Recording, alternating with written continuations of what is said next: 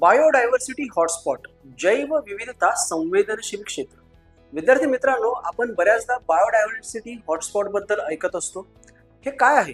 तर बेसिकली असं जैव भौगोलिक क्षेत्र असतं की ज्या ठिकाणी जैवविविधता मोठ्या प्रमाणात असते, तिथल्या सजीवांमध्ये विविधता मोठ्या प्रमाणात असते आणि मानवी हस्तक्षेपामुळे तिचा मोठ्या प्रमाणात ऱ्हास झालेला असतो.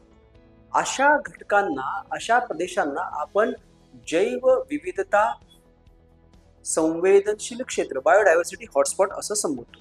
ही संकल्पना नॉर्मन मायर्स यांनी 1988 साली सुचवली होती आणि या संकल्पनेनुसार ज्या भौगोलिक क्षेत्रामध्ये कमीत कमी 1500 व्हॅस्क्युलर प्लांट्स हे एंडेमिक स्वरूपात असतात, संवहनी वनस्पती स्थानविशिष्ट प्रजातीच्या स्वरूपात असतात आणि तिथल्या 70% पेक्षा जास्त जैवविविधतेचा मानवाच्या हस्तक्षेपामुळे ऱ्हास झालेला असेल तर त्याला आपण बायोडायव्हर्सिटी हॉटस्पॉट असं म्हणतो.